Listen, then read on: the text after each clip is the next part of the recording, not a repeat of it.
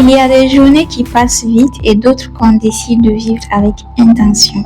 Aujourd'hui, je vous emmène avec moi dans une descente de garde entre fatigue, organisation, petits réflexes qui m'aident à rester efficace malgré le rythme. Donc si vous aussi vous avez du mal à être efficace à la descente de la garde, cette vidéo est faite pour vous. Alors, si vous aussi vous vivez ça, sachez que vous n'êtes pas seul. On est tous dans le même bateau et surtout que ça s'explique. Donc aujourd'hui, je vous montre ma journée de descente de garde et je vous donne 3 conseils très simples pour ne pas te laisser couler. Alors, qu'est-ce qui se passe biologiquement? Quand tu fais une garde, ton corps est en mode survie. Du coup, on va parler un peu santé. Le cortisol, qui est l'hormone du stress, est très élevé. L'adrénaline va tourner en boucle, ton cerveau sera en alerte toute la nuit. Même si tu gères tout calmement en surface et tout, c'est ce qui se passe biologiquement dans ton corps. Et le matin, en descendant de garde, ton cortisol est naturellement à son pic, puisque c'est son heure de gloire entre 6h et 9h. Du coup, c'est ce qui explique cette énergie bizarre qu'on ressent le matin, cette énergie de motivation, d'inspiration. Je ne sais pas si vous avez la même chose que moi, mais moi, dès que je descends de garde, je suis motivée. J'ai la sensation que je peux encore travailler toute la journée sans vraiment me poser un peu.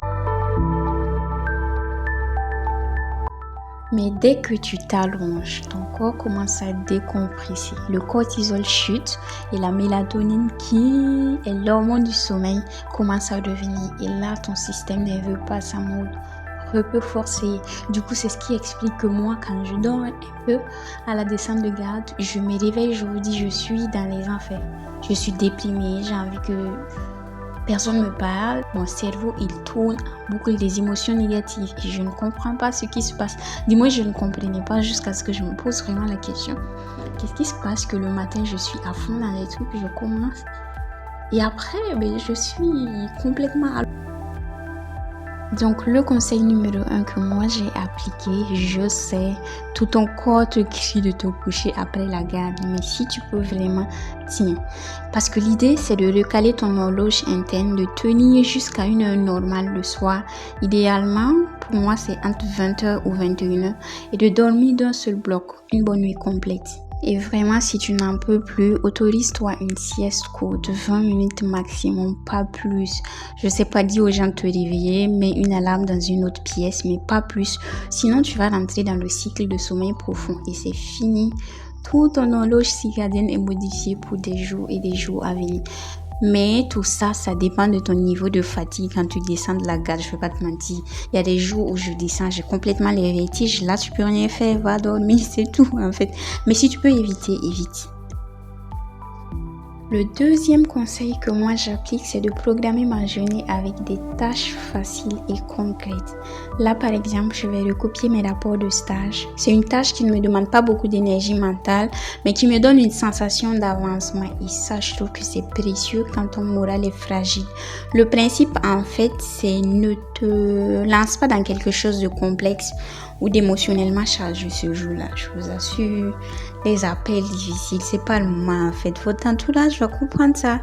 Les grandes décisions, évite parce que moi je pense, je sais pas pour vous mais pour moi, je trouve que cette journée-là, mon cerveau n'est pas apte à faire tout ça, à bien analyser et tout. Faites des choses douces et utiles. Ranger un tiroir, répondre à des mails simples, préparer ta semaine, regarder une vidéo formative. En fait, des choses qui te donnent l'impression d'avoir bien utilisé ta journée sans pour autant te vider.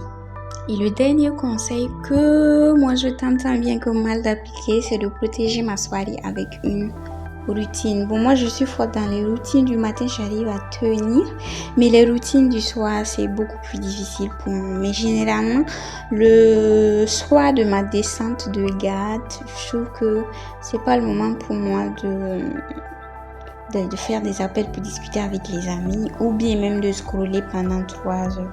Je suis navrée, c'est un truc qui peut sembler facile, mais je trouve que ça nous bouffe énormément d'énergie. Donc, ce que je conseille, c'est plutôt de créer une routine de descente douce. Un bon repas, une lumière tamisée, une activité calme. Moi, j'aime beaucoup lire.